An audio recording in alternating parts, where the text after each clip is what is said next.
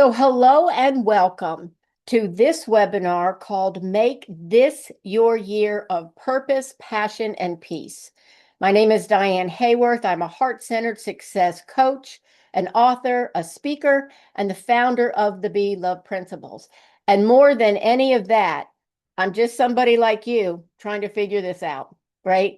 And for me, for the past 30 years, that has come in the form of spiritual development and just finding books and teachers and texts that help me remember to realign to what I know is true. And that's that divine voice within us. And that's some of the things we're going to talk about today.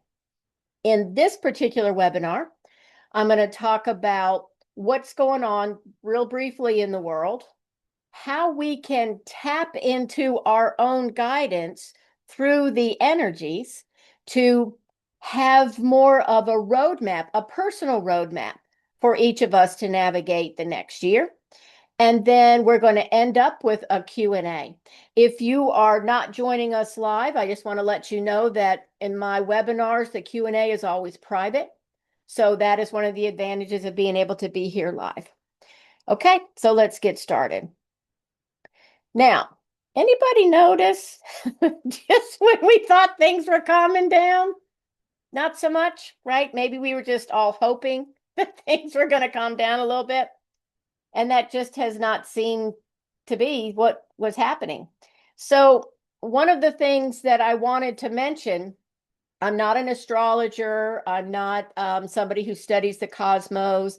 I'm not a scientist, but I pay attention. I have a lot of friends that are in those disciplines, actually.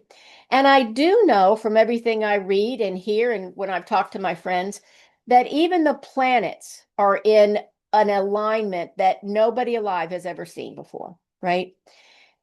And even though I'm not an astronomer and I don't have personal knowledge of that, I know I feel different. I know that the world feels different. Everybody I have spoken to said that they can feel, they can sense this shift that's going on. We see it in medicine, we see it in politics, we see it in education, we see it everywhere. One of the reasons that I was really passionate about doing this for us today is I don't know that it's going to get less bumpy. That doesn't necessarily mean that the world's going to be horrible or anything like that, but I want you to think back in your own lives. Anytime you went through a transition, it was bumpy. Anybody remember those teen years? They weren't so smooth, were they? Okay. Not so smooth.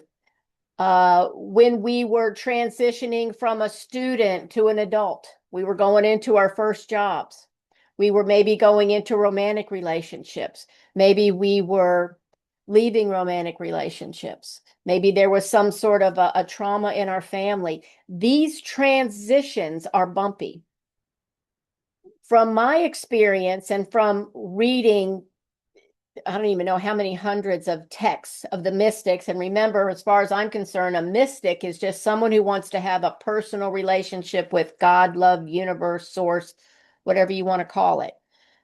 The more at peace we are, the more grounded we are in love, the easier that these transitions are. That doesn't mean that it's going to, we'll get out of this without a few scars, right? If anybody's given birth, it's pretty fun to have the baby, but the whole birthing thing can be painful, right? You go through this, your body goes through this huge transition of birth, right? And you have this beautiful baby, but it's messy. Life is messy, and our world is messy right now. We can, I think, manage that. Not that we can control what's going to happen, because I don't think that's necessarily true, but I do think we can help manage and control the way we experience these changes. And that's what I want to help you do today, because that's what I want to do for myself.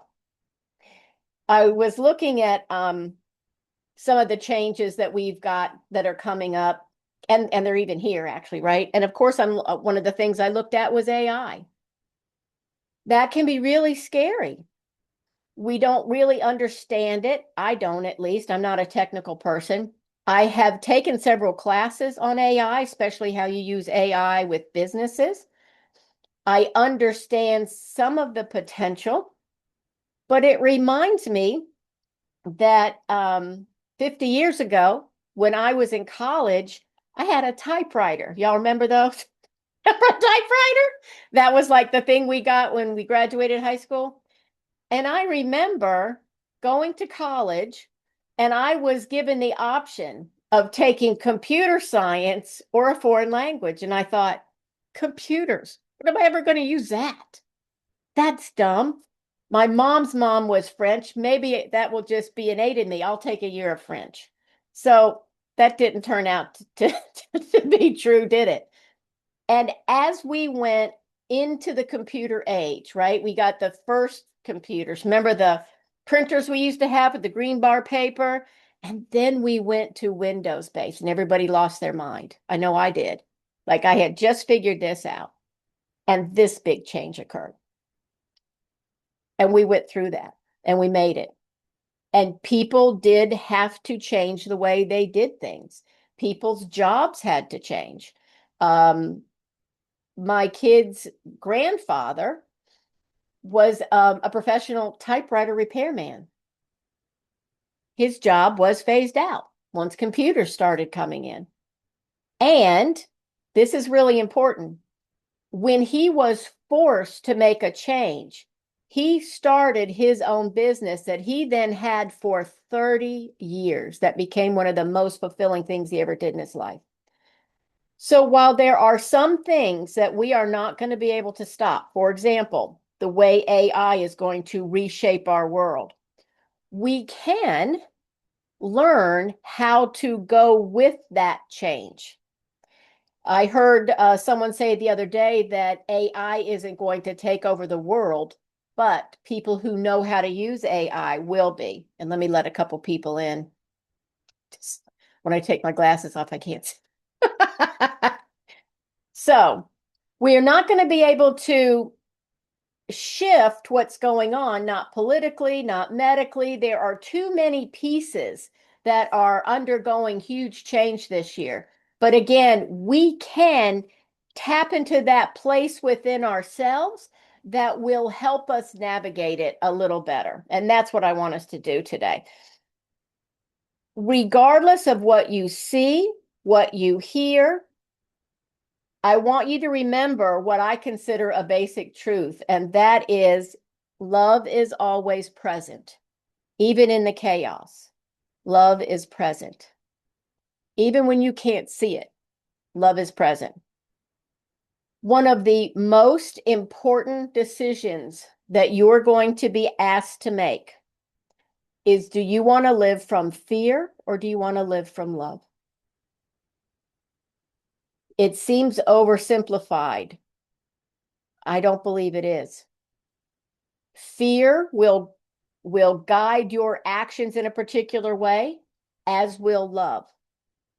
One of the things that's happening to us as a society, and this is not specific to the Western world, by the way, but all over, is this idea of being afraid of someone that we don't believe the way they believe. They don't look like us. They don't live where we do. They don't eat the kind of food we eat, whatever it is.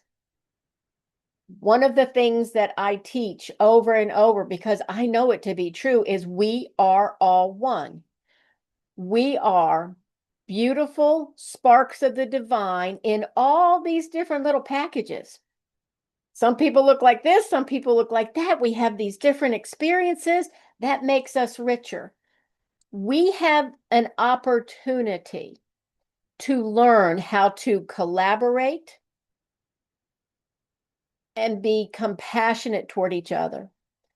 Some of the biggest lessons I have ever learned is when I shut up and listened to somebody that I didn't think could teach me anything. And I don't care if they were 100 years old or if they were 3 years old. Love is what would help me come to a place of peace where I could hear someone, really hear them. Doesn't mean I would agree with them, but I could at least hear them. And then we could come to some sort of guided plan, right? But not when that action was guided by fear, only when it was guided by a sincere desire to move forward in peace and love.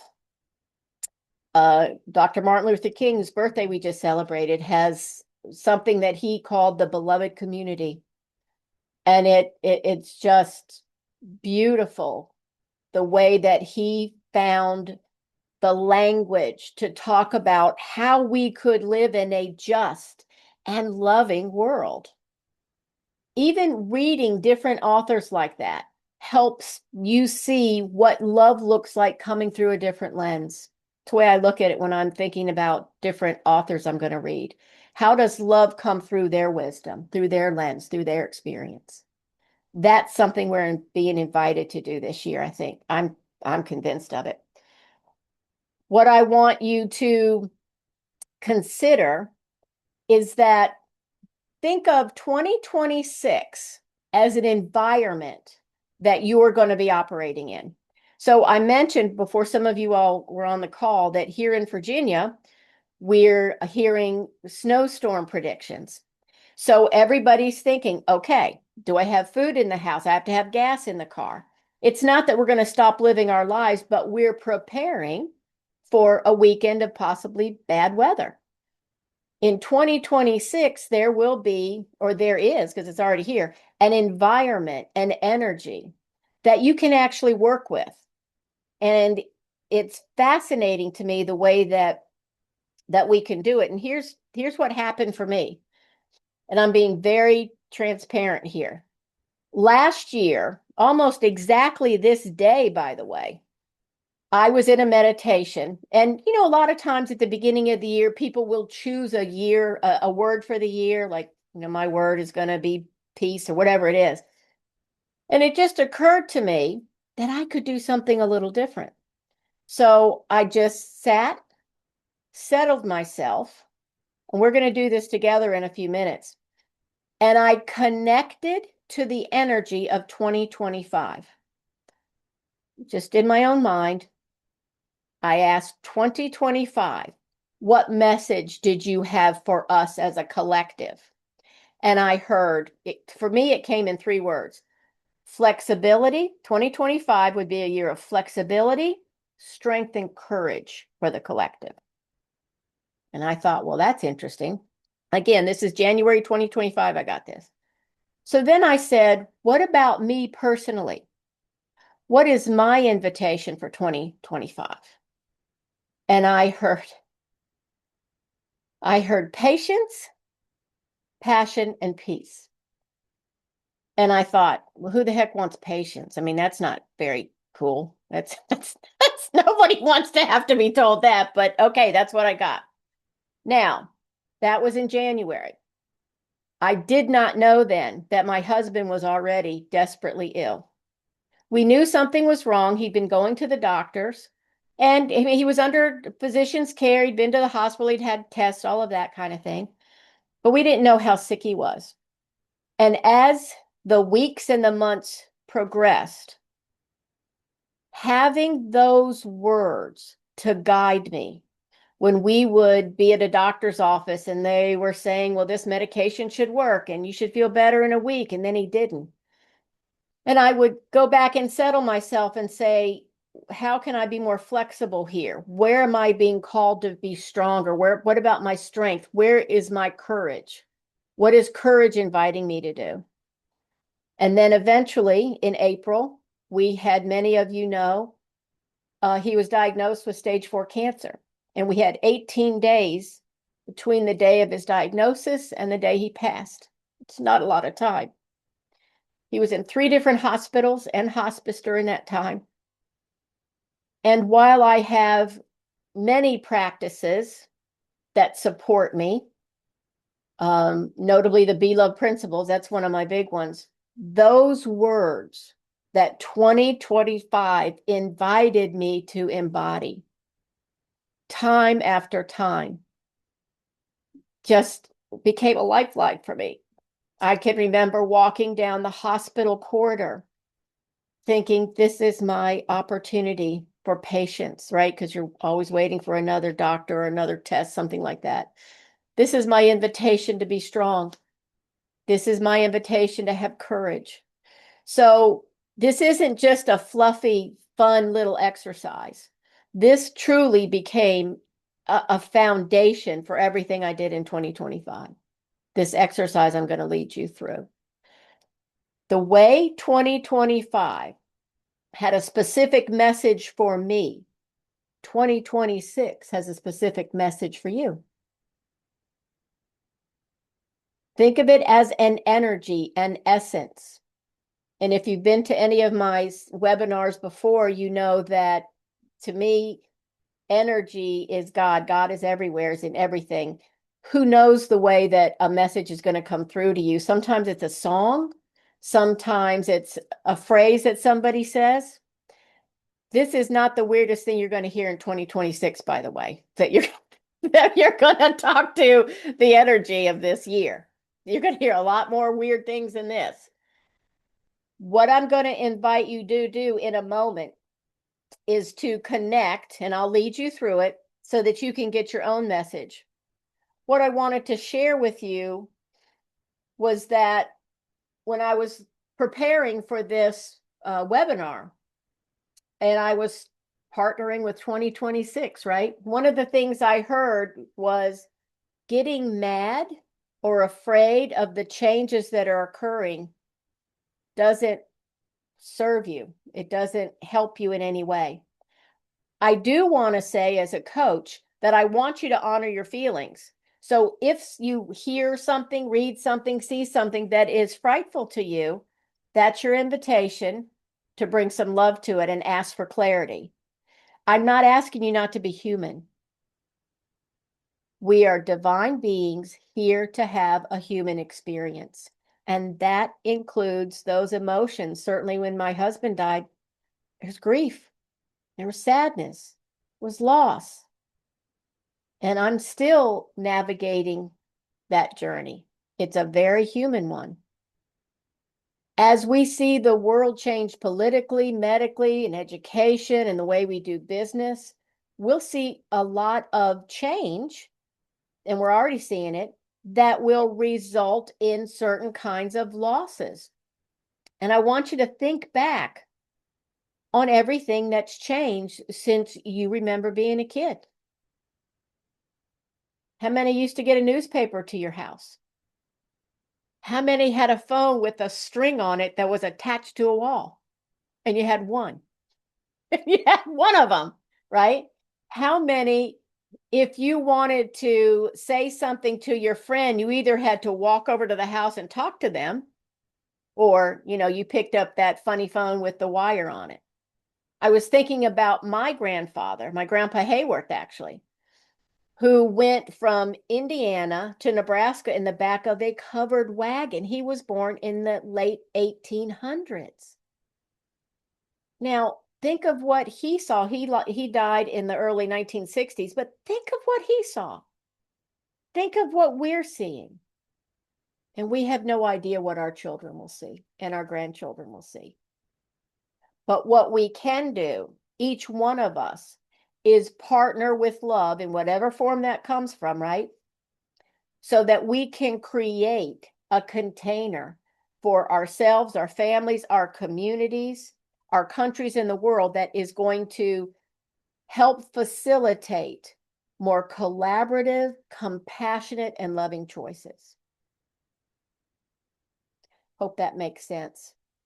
What I really want to help us do is find a way to move through these times with more grace and ease, right? With more grace and ease, which I have to say, these practices helped me do that when my husband died. It wasn't that it didn't hurt or that it wasn't traumatic. It was, and it continues to be in a lot of ways. But I have constantly found that love has held me every step of the way. Whether it's through these practices, whether it's through loving comments from friends, love is always there. But I chose to invite it in to help. I'm suggesting that might be a nice invitation for you as well. So before you look at your individual invitations, the reason I named this webinar Purpose, Passion, and Peace is because I connected to 2026 and I asked through my lens, through my filter, what was the collective invitation for all of us? And it was to live more on purpose, with more passion, and with more peace. So let's talk about that before we do a little exercise.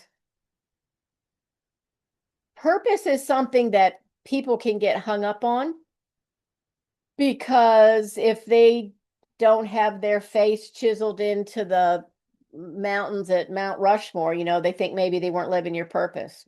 I disagree. You are here to live your flavor of love. That's it. That's your purpose, to live love in a way that makes you feel like you're contributing. If you are going out and taking care of a stray cat, and that is a loving connection, you're on purpose. If you are called to go and work in a soup kitchen and feed the hungry, that's part of your purpose. If you are a teacher, if you are called to do what I'm doing, being a coach and talk to people about what you're passionate about, that's your purpose. It can be anything. It can be baking. It can be cleaning. It can be anything that brings you joy. That's where that passion part comes in, right? What are you really passionate about? To be really honest with you, I think a lot of us are just tired right now. We're tired and we're sad and we're wondering what the heck is happening. Like, what is going on? Your purpose is still there.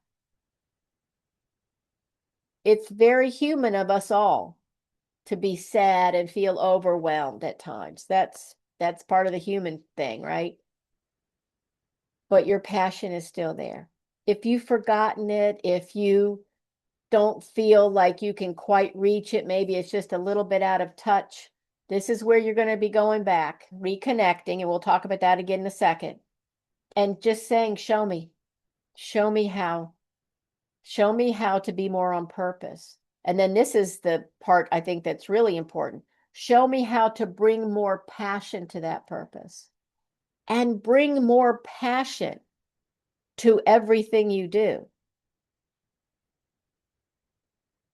When the ideas for this were forming for me over the last few days, one of the things I needed to do over the weekend was clean my house. I'm not super passionate about that generally, okay? Just being honest. And I thought, well, now how could I bring more passion to this? I put music on. I started dancing. Now, I'm sure if you were my cat or somebody in the house and you were observing it, you wouldn't see what I saw in my head, because that was really spectacular. I was really having a great time. And it made it go faster. It was more fun. What is it for you? Is it listening to a podcast? What is it that helps you bring more passion to what you do? I know that there's a particular dish that I used to make for some in-laws, and it wasn't a complicated food item at all. It really wasn't. But every time I made it, everybody loved it. It was like, I was so excited to make this because I knew people would be so excited and they could actually taste the love that I put in it just by putting it together. And again, this was a simple recipe. And for 30 years, I heard was nobody can make this like Diane. It wasn't the ingredients. It was the passion and love that I put into it. How do you cook with passion? How do you work with passion? If you're going to go take a walk, how do you do that with passion? How do you bring more joy to that? That's one of the invitations of 2026. And then the peace. We collectively as humans make better decisions when we are calm, peaceful. We can think better. We think more rationally. And by rationally, I mean we actually use a different part of our brain. And one of the things that we do from that place of peace, that's real peace, that inner divine wisdom peace, is that we think more strategically, but from a collective model. So when we're scared, I mean, think about it. This makes sense. When we're scared and we feel threatened, then our decisions are all about how am I going to keep myself safe? If somebody's breaking into your house or you're being attacked by a bear, yeah, think about yourself. Go be safe. But for most of the decisions that we're going to make in our life, we're going to be thinking what's best for me, my family, maybe my community. Maybe if I start a garden, for example, it's going to feed me and my family, but wonder if I was the one in the neighborhood that makes tomatoes, that grows tomatoes, and then I can share that with my neighbors. And maybe the lady across the road, maybe she could grow peppers. You find these ways to be more collaborative in community. We're also moving from a very individualized viewpoint, particularly in the West, to a more community-centric way to live. And this is the way actually our grandparents did, or my great-grandparents did at least. Some more loving, community-oriented. Here on the East Coast, you see this after hurricanes, right? My Joe's daughter, my stepdaughter, lives in Wilmington, North Carolina. About 10 years ago, they had a horrific hurricane. And she, to this day, talks about neighbors she had never met, bringing food. Oh, you can see it just really affects me. Just the way people show up for each other in trauma. What we're going to be invited to do is to show up for each other like that all the time. We don't have to wait for a tragedy. We don't have to wait for a trauma. We don't have to wait for a weather event. We can do that now. We can choose to do that now with our purpose, our passion, and with that peace that helps us make really good community-based and personal-based decisions. That's just a wonderful way to do this. Okay, let's do this for me. We're going to find what 2026 has for you. It's going to be super easy. I'm going to lead you through a very, very short exercise and just see what comes to you. It may come to you now. Something may come to you later. I want to let you know that something that works very well for me is just like this 3-word template. That's something that I've used a lot. That may not be what happens for you. You may get an image, a color. You could get a song. You could get anything. But what I want you to do is just trust the process. That's it. Okay. Settle in unless you are watching this later or listening to the audio. If you're driving a car, pull over. Just settle in. Just make yourself comfortable. Settle down in your seat. Feel yourself really nice and settled into your seat. Feel the weight of your body in your chair, maybe on your couch. I want you to, if it's comfortable for you, shut your eyes or let them softly close. All you need to do is follow my voice. We're first just going to pay attention to our breath. We're going to imagine that we can breathe the energy of love in through the back of our heart and out through the front. Can breathe it in through the back of our heart and out through the front, connecting that heart chakra to the divine love that we are. And as you just breathe normally, just feel your shoulders relax. Let your hands fall in your lap if that's what you want. Just be comfortable. Continue to breathe. Now, using your imagination, I just want you to imagine what it would be like for you to communicate with the energy, the essence of the year 2026. However that occurs for you. Imagine that happening now. And in that silent space of your own heart, I just want you to ask, what message do you have for me? What invitation do you have for me in the year 2026?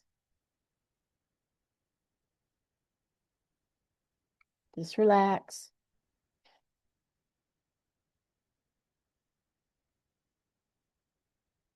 And just notice anything that might be coming up for you.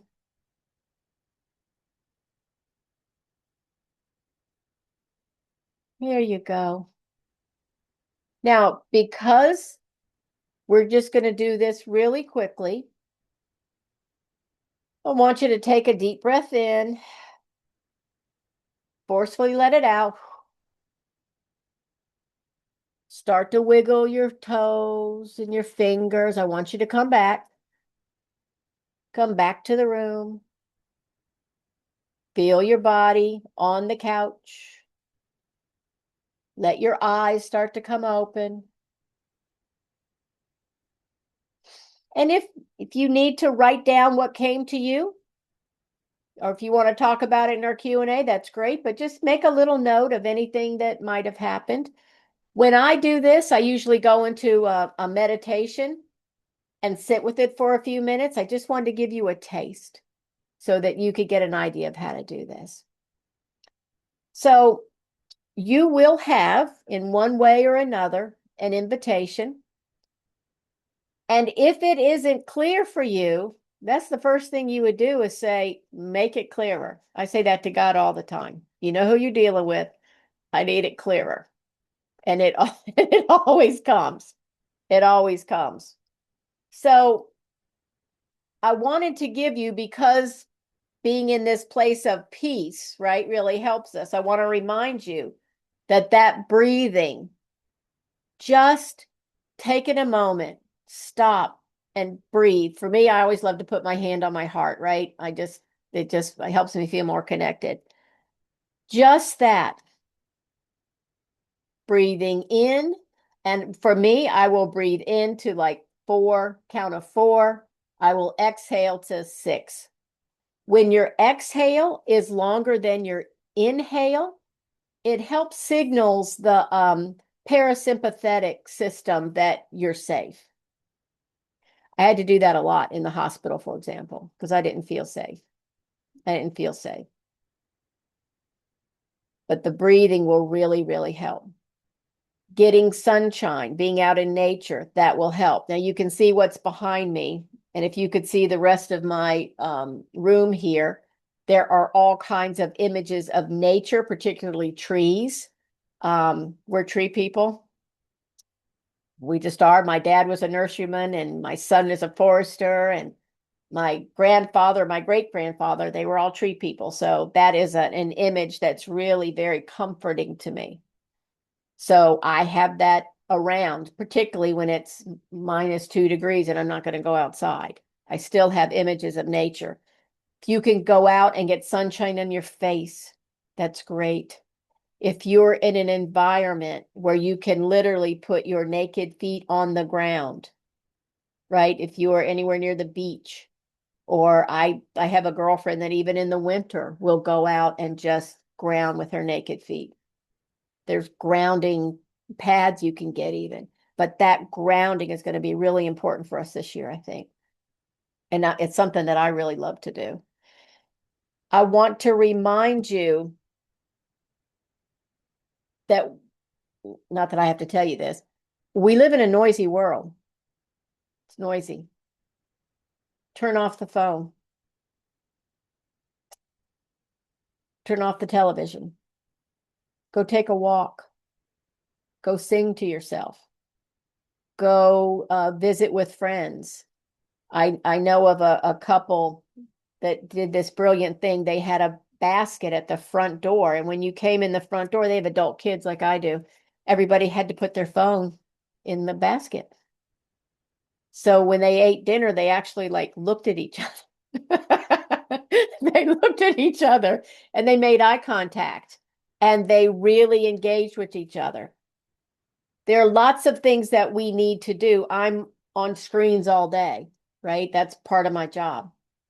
And I take time to read like a physical book because that's something that I like to do. I take time to meditate. I know what practices help bring me peace. That's going to be one of your invitations, right? What helps bring you peace? Is it watching your grandkids play? Is it spending time in nature? Is it your meditation? Is it reading the Bible every day? For me, I always read A Course in Miracles. That really connects me. I like to connect to mind, body, and spirit every morning, right? So there's movement, there's reading the course, there's meditation. What is it for you? If you don't know, you go into that still spot and ask. There's plenty of opinions out here, and I really appreciate the fact that you came here tonight so that I could share this with you. But no one on earth knows more about you than your own soul, than this in here for you. The more that you can truly connect to that, your own essence, the more you'll be guided by love. And no matter what these transitions are coming up in the world, this year, next year, the years to come, we're going to all be able to contribute to the kind of world we really want to live in, where we love each other, where we can talk to each other, where we work things out, where there are new inventions and we get to learn together and find the opportunities together. So that's what I wanted to share with you in 2026.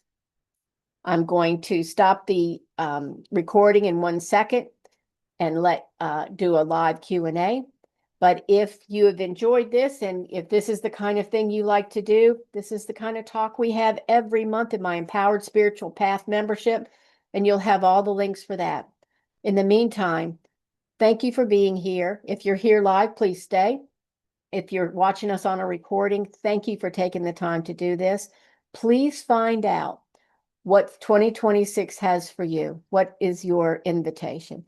And remember, you can connect to the energy of anything and find an invitation. One of the things I'm helping people do right now is connect to their grief. What invitation does your grief have?